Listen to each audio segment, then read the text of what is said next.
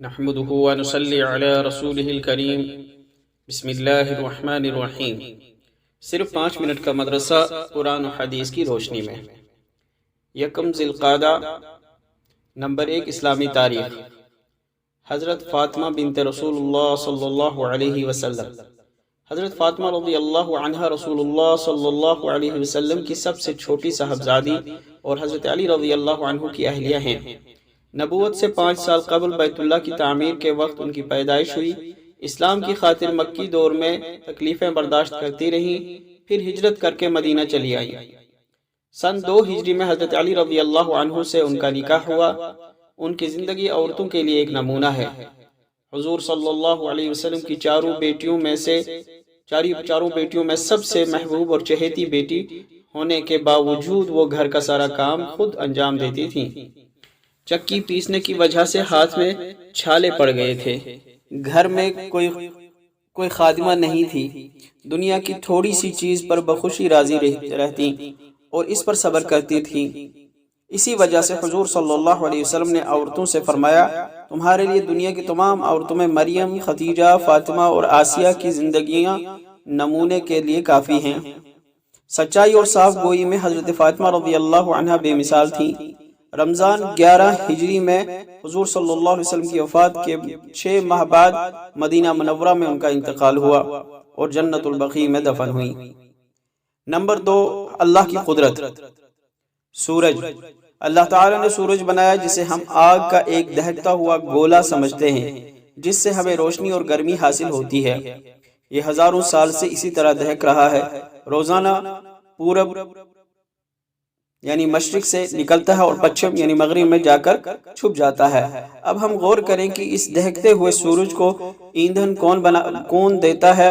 کون ہے جو اس کے لیے پیٹرول یا گیس یا لکڑی کا انتظام کرتا ہے، جس سے وہ ہزاروں سال سے اسی طرح دہک رہا ہے؟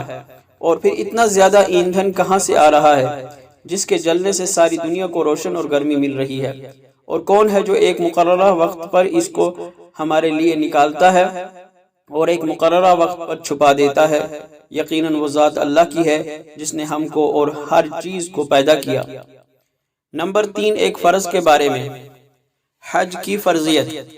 رسول اللہ صلی اللہ علیہ وسلم نے فرمایا، اے لوگو تم پر حج فرض کر دیا گیا ہے، لہٰذا اس کو ادا کرو۔ نمبر 4 ایک سنت کے بارے میں۔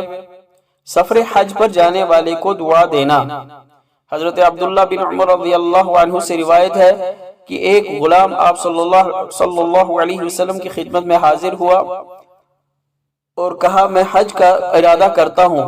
تو آپ صلی اللہ علیہ وسلم نے اسے مخاطب ہو کر فرمایا، اے لڑکے، پھر یہ دعا دی، زودک اللہ التقوی ووجہک فی الخیر وکفاک الہم۔ اللہ تجھ کو تقوی کا توشہ عطا فرمائے اور تجھ کو خیر کے کاموں میں متوجہ فرمائے اور غم سے تیری کفایت فرمائے۔ نمبر 5 ایک اہم عمل کی فضیلت۔ گھر میں 2 رکعت نماز پڑھنا۔ رسول اللہ صلی اللہ علیہ وسلم نے فرمایا، جب تم اپنے گھر سے نکلو تو 2 رکعت نماز ادا کرو۔ یہ 2 رکعتیں تمہیں گھر سے باہر نکلنے کے بعد کی برائی سے بچا لیں گی، اور جب گھر میں داخل ہو تو 2 رکعت پڑھو۔ یہ 2 رکعتیں تمہیں گھر میں داخل ہونے کے بعد کی برائی سے بچا لیں گی۔ نمبر 6 ایک گناہ کے بارے میں۔ شرک خفی کیا ہے؟ رسول اللہ صلی اللہ علیہ وسلم نے فرمایا، کیا میں تم کو دجال سے بھی زیادہ خطرناک چیز نہ بتاؤں؟ صحابہ رضی اللہ عنہم نے عرض کیا، ضرور بتلائیں، وہ کیا چیز ہے؟ رسول اللہ صلی اللہ علیہ وسلم نے فرمایا، شرک خفی ہے کہ آدمی نماز پڑھنے کے لیے کھڑا ہو، پھر اپنی نماز اس لیے لمبی کرے کہ کوئی آدمی اس کو نماز پڑھتا دیکھ رہا ہے۔ نمبر 7 دنیا کے بارے میں۔ اپنی حاجت اللہ کے سامنے رکھو۔ رسول اللہ صلی اللہ علیہ وسلم نے فرمایا، جس شخص کو فقر و فاقہ سخت حاجت پیش آئے، پھر وہ اس فقر و فاقہ یا سخت حاجت کو شکایت والے انداز میں لوگوں کے سامنے ظاہر کرے اور ان سے اپنی حاجت کا طلبگار ہو، تو اس کی حاجت پوری نہیں ہوگی۔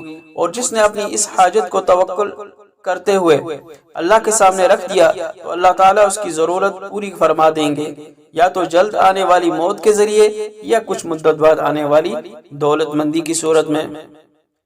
نمبر 8، آخرت کے بارے میں۔ آسمان کو لپیٹ دیا جائے گا۔ قرآن میں اللہ تعالیٰ فرماتے ہیں اس دن کا دھیان رکھو جب ہم آسمان کو اس طرح لپیٹ دیں گے جیسے کاغذوں کے دفتر میں تحریریں لپیٹ دی جاتی ہیں۔ نمبر 9، طب نبوی سے علاج میں حرام سے بچنا۔